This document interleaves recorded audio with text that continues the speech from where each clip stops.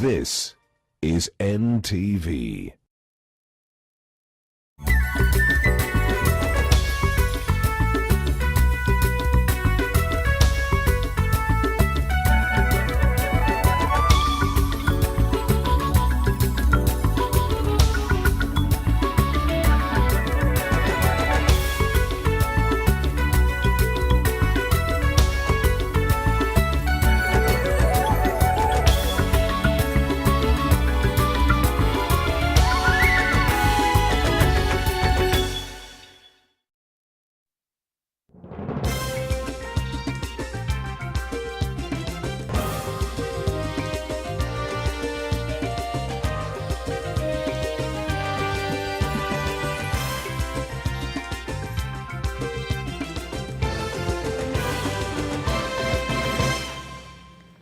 Hujambo mtazamaji popote ulipo, natumai umeshinda vyema popote ulipo, ikiwa ni siku ya Alhamisi tarehe 11 mwezi Juni mwaka 2020. Tumekuandalia mengi katika meza ya NTV Jioni, lakini hivi ni vipasho vya siku.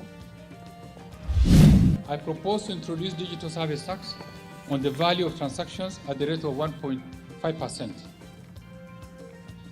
Waziri wa fedha Ukur Yatani atangaza bajeti huku akitoa makataa kwa maafisa wa fedha kulipa madeni ya wanakandarasi. The motion will be put on the floor of the House and the entire Senate will then be able to decide whether they are going the plenary way or whether they are going the committee way. Gavana wa Kirinyaga Anne Waiguru agonga mwamba kotini baada ya ombi la kuzuia kung'atuliwa kwake kutemwa nje. Serikali hayo katika biashara ya kuficha mambo. In fact huyu msichana ni serikali imemtoa Lenguroni kumleta Nakuru. Polisi aliyemburuza mwanamke kwa pikipiki huko Nakuru afikishwa kotini huku serikali ikikana kuna njama ya kumkinga. In total we have 21 who are in Sajanad in Mtwapa, which as I said it has a bed capacity of around 60. And all these patients are asymptomatic. Na idadi ya walioambukizwa corona hapa nchini sasa imezidi 3200 huku waliofariki wakizidi 90. Mbashara kutoka jumba la Nation.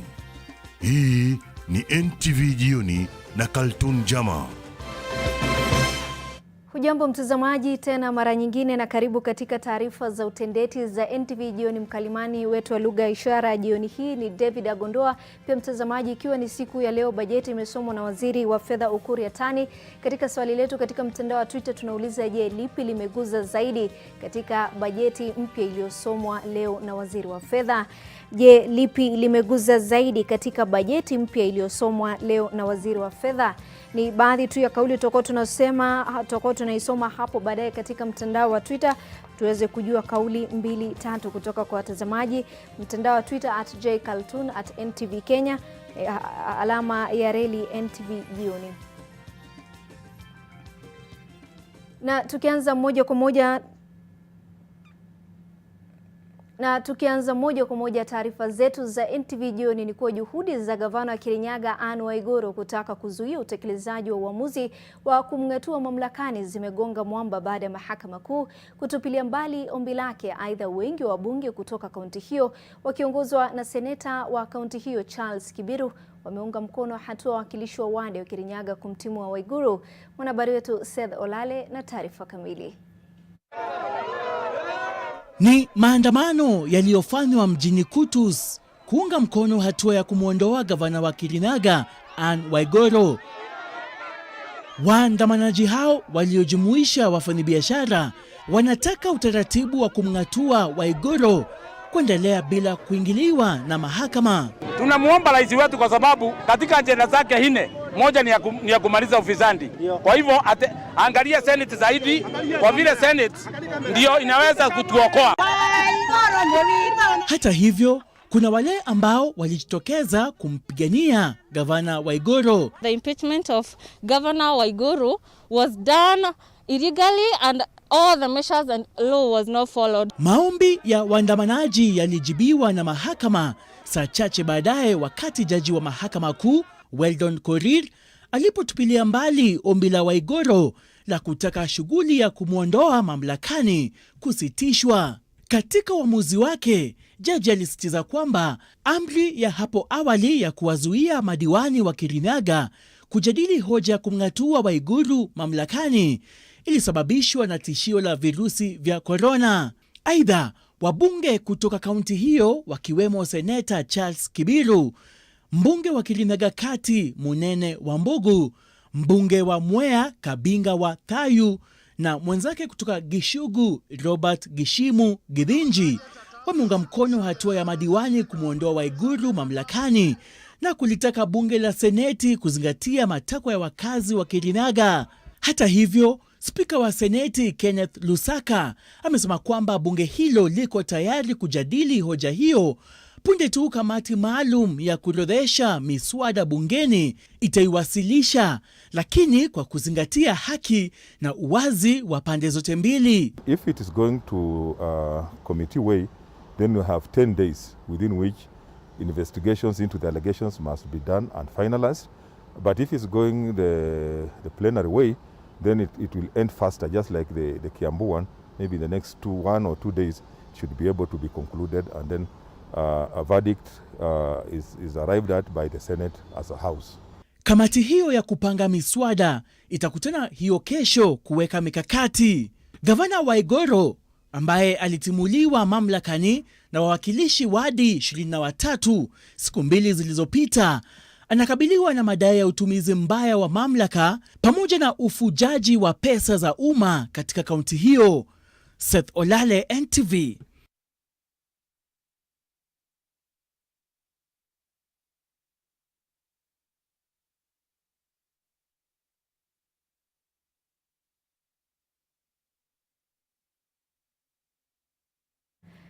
Kwingineko ni kuwa afisa wa polisi alionekana akimburura mwanamke kwa pikipiki huko Olenguruene, kaunti ya Nakuru, leo amefikishwa mahakamani, huku maafisa wengine 3 waliotiwa mbaroni wakiandikisha taarifa kwenye afisi za DCI kaunti ya Nakuru.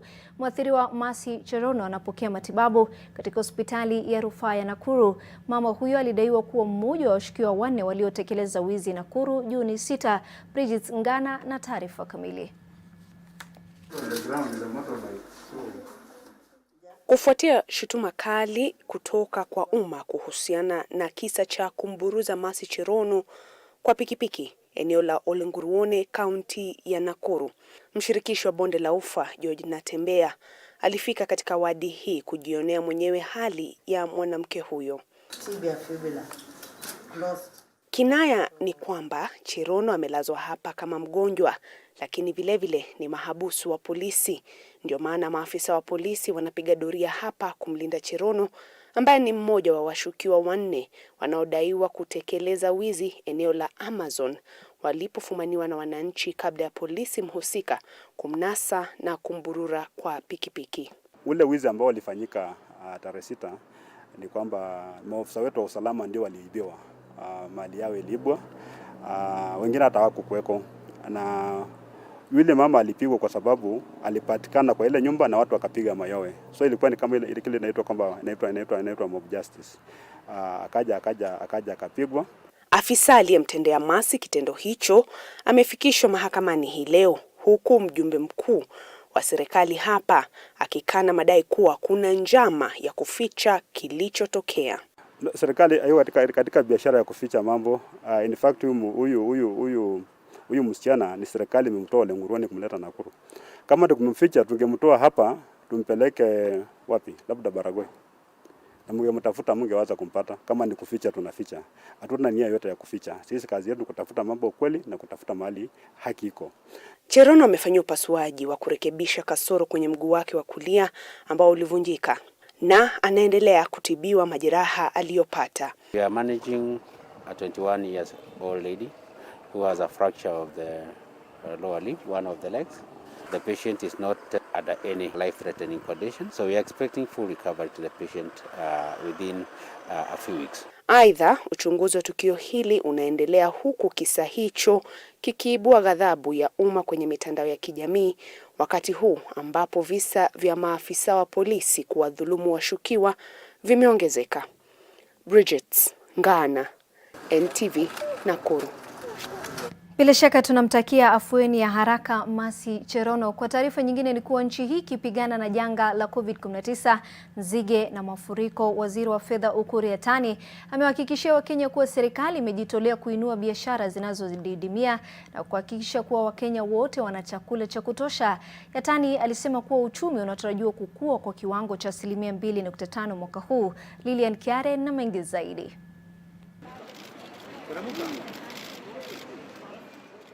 Kuhakikisha kwamba kila Mkenya anapata chakula cha kutosha na kilichokuzwa nchini ndio kipaumbele cha serikali katika bajeti ya mwaka huu. Waziri wa fedha Ukur Yatani anasema kuwa serikali ilikuwa imetenga shilingi bilioni 56.6 ili kuhakikishia kuwa madhara ya COVID-19 hayatazorotesha zaidi maisha ya Wakenya. Ukur alisema kuwa serikali itaangazia vipengele 8 ambavyo ni miundo msingi, elimu, utalii, afya, mazingira, maji na mfumo wa usafi, kilimo na utoshelezaji wa chakula, utengenezaji wa bidhaa na kuongeza kiwango cha pesa kwa biashara. Mr. Speaker, in order to de-risk lending to the micro, small and medium enterprise, I have set aside $3 billion seed capital to operationalize the credit guarantee scheme. The scheme will enable the provision of affordable credit in an efficient and structured manner. Huku takriban bilioni 3.4 zikitengewa kilimo cha unyunyiziaji maji mashamba. Ukur hakukosa bajeti ya sekta ya maua inawaletea Kenya pesa nyingi katika biashara ya kimataifa. I have set aside $1.5 billion to assist flower and horticultural farmers to access international market during this period when we are experiencing low cargo traffic in and out of the country. Wanabiashara katika sekta ya utalii ambao biashara zao zinazorota wametengewa takriban shilingi bilioni 3 ili kufufua biashara zao, huku bilioni zingine 2 zikiwaendea wanaotunza mazingira. Mr. Speaker, to cushion the vulnerable in our society, particularly the emerging urban vulnerable, the government provided an additional $10 billion to boost the ongoing traditional current cash transfer program. Similarly, the government allocated $1 billion to recruit health workers to strengthen the health capital capacity of the Ministry of Health, while allocating $400 million for food and non-food commodities for affected households. Wanabiashara wadogo wanaotengeneza bidhaa wametengewa takriban shilingi milioni 712 ili waweze kulinda kazi zao. Lilian Kiarie, NTV. Na tukisalia na taarifa inayofungamana na masala ya bajeti iliyosomwa hii leo na waziri Ukur Yatani, waziri wa fedha huyo Ukur anasema biashara dijitali za mitandaoni zitaanza kutozwa ushuru kuanzia Julai mwaka huu. Hilo limeamuliwa licha kuwa janga la COVID-19 limewacha wengi hoi na kuwalazimu hasa vijana kuwa wabunifu. Katika bajeti iliyosomwa leo, wananchi walitarajia mengi ya kuinua maisha ya mwananchi wa kawaida anayeteseka. NTV imebaini kuwa Wakenya wengi wanaendelea kuchemsha bongo ili mradi mkono uelekee kinywani. Charity Mwangi anatuelezea zaidi. Kabla ya kafyu na masharti mengine ya kupambana na COVID-19, Andrew Kibe alikuwa mfanyikazi katika sekta ya teknolojia ya mawasiliano yani IT, na mwenzake Alex Karumba alikuwa anafanya kazi ya kutangaza sifa za bidhaa mbali na kazi ya mauzo. Pamoja walikuwa na biashara ya kuuza bidhaa na vyakula kwa shule na asisi nyinginezo.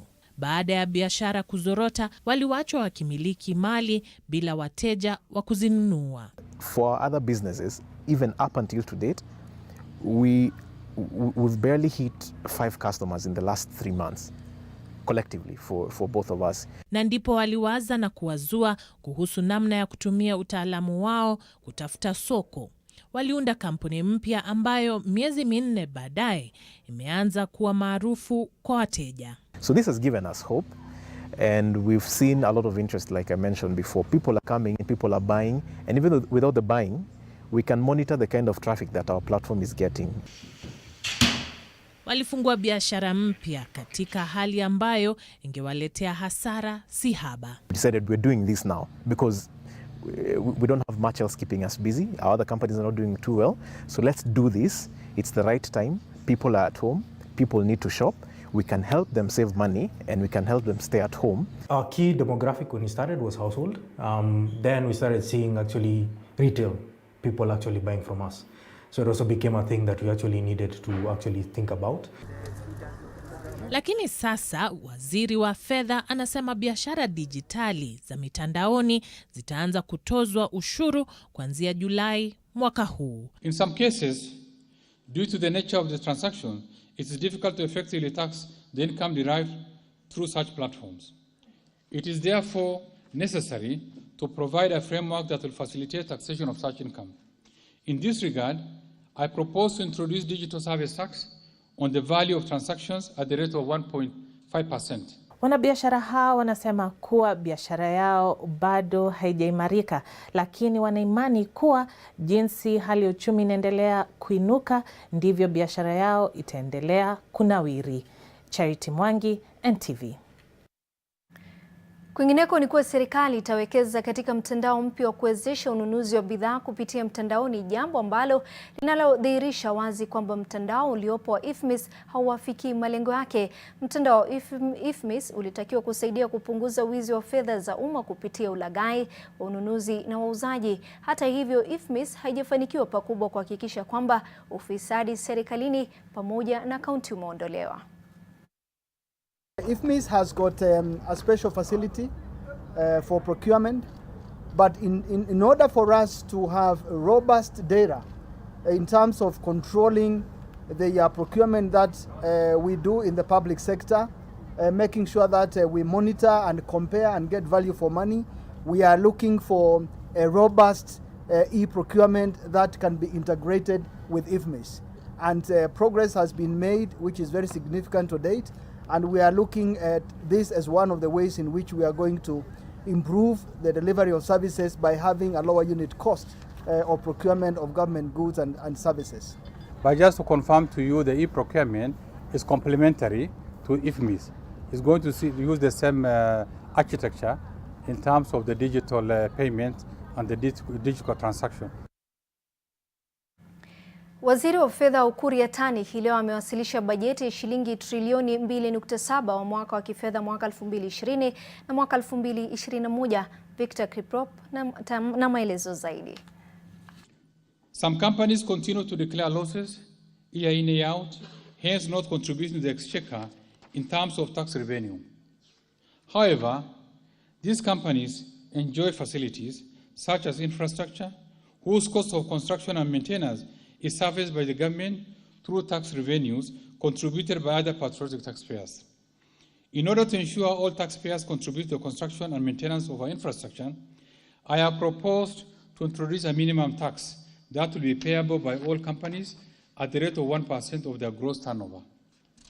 Mr. Speaker, with the first advancement in technology, many business transactions are increasingly being carried out through digital platforms.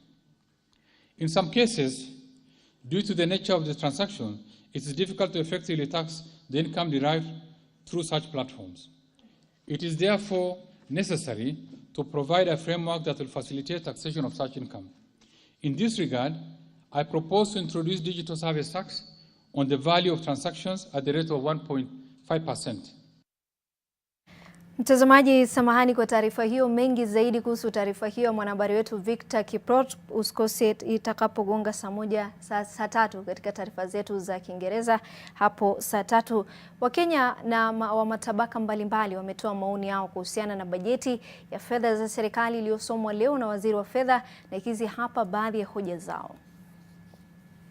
Hivyo ningeomba, ombi langu kwa serikali, ningeomba kwamba wafuatilie hizo fedha ambazo wamegawa kwa kila wizara, isije kawa itakuwa katika mikononi mwa watu ambao ni wafisadi, ili iweze kusaidia wajiko hadi mashinani. Sisi kama wakazi wa Uasin Gishu tunahitaji pia development kupitia kwa hiyo pesa, ikaweze kusaidia watu wa chini wenye wako na biashara ndogo ndogo pia wainuke kupitia kwa hiyo pesa. Tusikuwe na watu ambao watakuwa wana benefit wachache na wale wengine wanabaki tu na maisha ya kawaida venye wamezoea. Give money to Jua Kali and give money to people who have started industries in this country, so that we don't buy things from outside. If we can only buy things that are made locally, our money will circulate around and will boost the economy of this country and Kenya will become rich sooner. Pesa imepewa kazi kwa kijana mtaani ambapo itakuwa inasaidia vijana wale hawana kazi sasa watapata kazi na watapata kujimudu kimaisha. Sikia wakulima wanalia sana kwa serikali, inataka serikali iwasaidie. Sasa nafikiria kwa hii budget serikali isidisise kwamba isaidie sana wakulima. Mtazamaji, ndizo tu baadhi ya kauli kutoka kwa watazamaji wetu ama kutoka kwa Wakenya. Awali tulikuwa tumekuuliza katika tulipoanza taarifa zetu za NTV lipi limekuguza zaidi katika bajeti iliyosomwa hii leo, na Dr. Alfred Letemere kupitia mtandao wa Twitter anasema bado Wakenya maisha iko tu vile vile. Nyandile Hustle Moz anasema naona madeni tuko nayo kutoka shirika mbalimbali, lakini naona bado hali ya maisha iko juu kama sisi wafanyikazi wa mapato ya chini tumepangisha nyumba. Job Kinuthi anasema nikiangalia bajeti ya leo maisha wa Kenya inazidi kuwa ngumu na mwananchi wa kawaida atazidi kuumia zaidi. Nelson anasema watu wapewe kazi. Huyu anaitwa Ustad Lunani. Jambo la kuipa elimu kipaumbele bila shaka ni asilimia kubwa kwa serikali. Imetilia maanani umuhimu wa sekta nzima ya elimu na inapania kuboresha shughuli zake kwa ujumla kupitia mgao huu. Na wa mwisho wote Meja wa Gitugi anasema sijasikia lolote kuhusu bei ya maziwa au unga.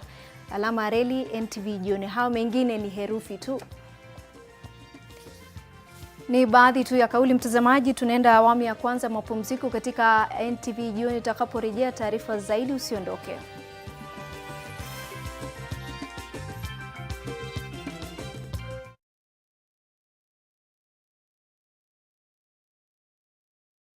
Je, maumivu ya kichwa na kukosesha amani? Kaluma Strong hutuliza maumivu ya kichwa, maumivu ya mwili na hata huondoa joto jingi mwilini. Kaluma Strong ina aspirin kama kiungo. Maumivu yakizidi, muone daktari.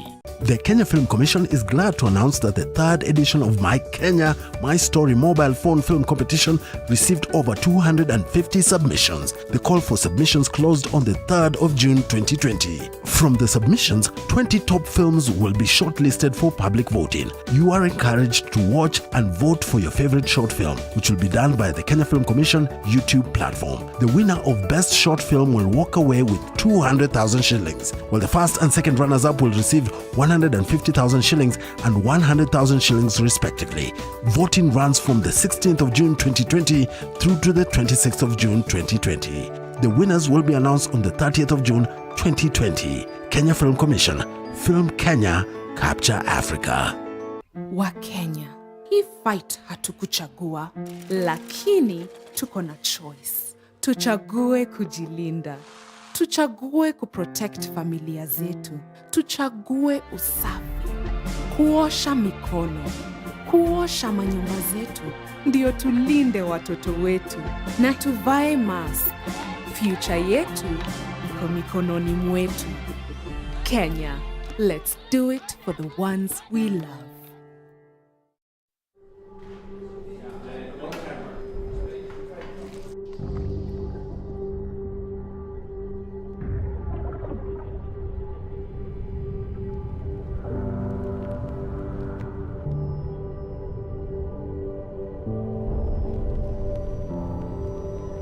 Beat sensitivity pain fast with Sensodyne Rapid Action for clinically proven relief in 60 seconds.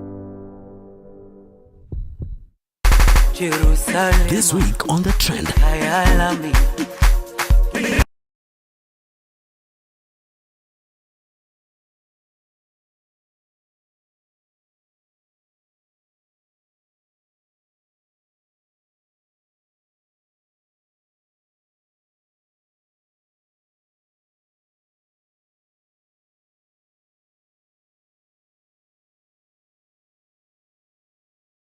Your mind when you think of the perfect home for your family? Victory Gardens offers exactly that and much more.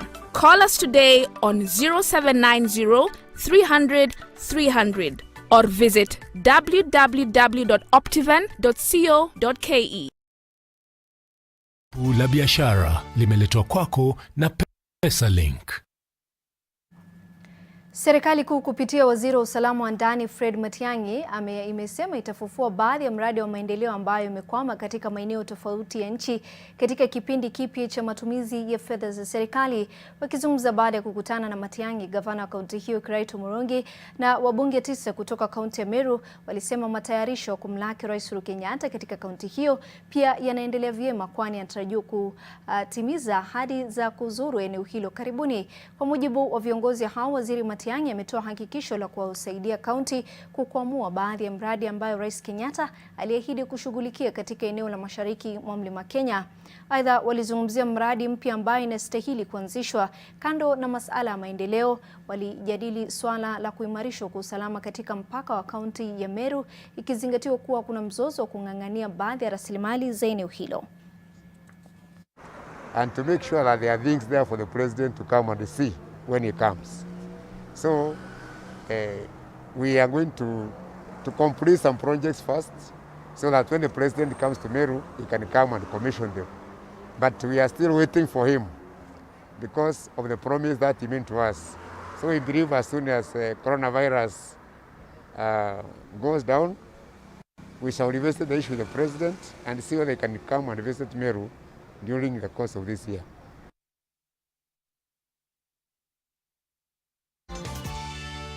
Select PesaLink on your bank app or USSD. Step 2. Select either send to phone or send to account. Step 3. Input the phone number or account number to send money to and confirm the transaction. PesaLink. Easy, affordable, instant.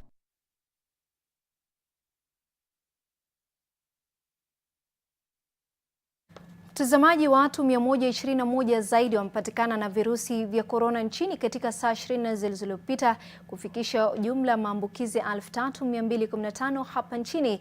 Visa vipya 121 vilitokana na sampuli 3991 zilizopimwa saa 24 zilizopita. Kwa jumla, Kenya imepima sampuli 10247. Hata hivyo, watu waliofariki pia wameongezeka na kufikia 92 baada ya watu wengine watatu kuaga dunia katika saa 24 zilizopita. Vile vile, Wizara ya Afya inajivunia kuruhusu watu 44 kuondoka hospitalini na kufikisha jumla ya watu 1092 idadi ya waliopona COVID-19. Kati ya wagonjwa wapya 121, watu 115 ni wa Kenya na raia 6 wa kigeni.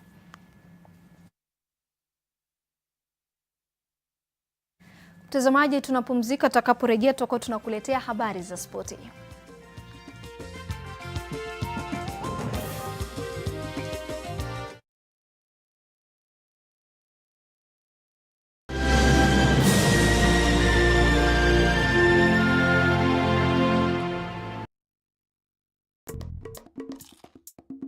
All day, we expect our mouth to do all kinds of things. That is why it needs all-round protection. New Oral-B Pro Health toothpaste. Its advanced technology helps prevent both tooth holes and gum problems that can lead to tooth loss. It strengthens your teeth, giving them all-round protection. Because your mouth is doing more than you think. New Oral-B Pro Health. All-round protection for your whole mouth.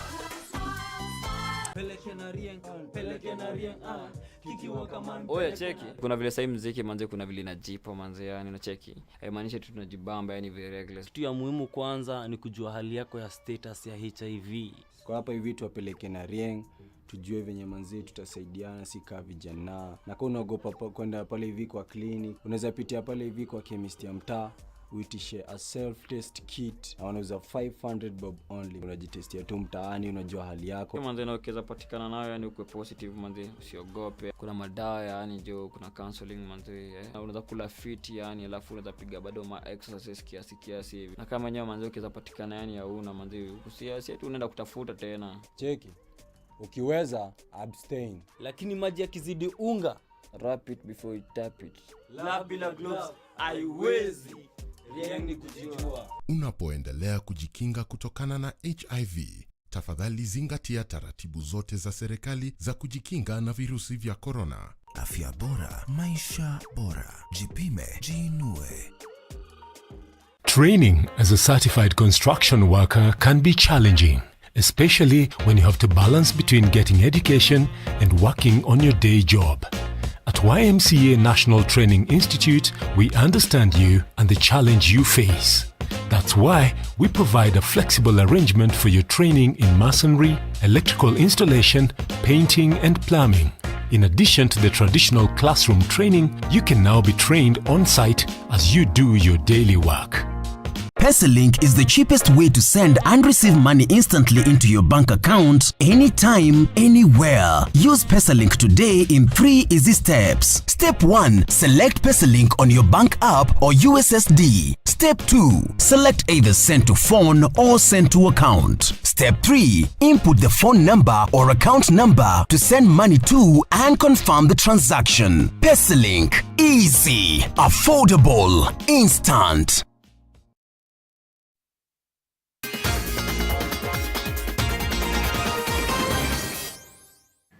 Karibu tena mtazamaji katika taarifa za spoti. Mbio za Impossible Games zitafanyika katika uwanja wa Nyayo sambamba na uwanja wa Bislett mjini Oslo nchini Norway leo usiku. Mbio hizo zitafanyika kupitia mawasiliano ya kiteknolojia, huku wanariadha walioko nchini Kenya na walio Norway wakichuana katika mbio za mita 2000.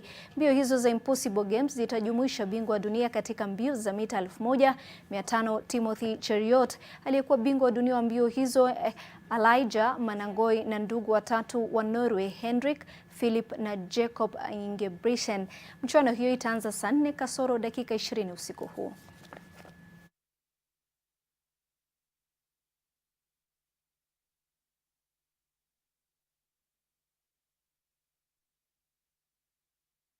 Mtazamaji, tumefikia tamati ya taarifa za NTV jioni. Awali tulikuwa tumekuuliza lipi limekuguza zaidi katika bajeti ya leo. Anaitwa Mary Princess kupitia mtandao wa Twitter. Mwananchi wa kawaida ndio anaendelea kufinywa. Jonathan Karibu, hakuna lolote limeniguza hapo, lakini pesa zitumike kama zilivyogawa. Mabonyenye wasituibie wananchi wa kawaida. Natazama NTV nikiwa Luhuna Tongaren.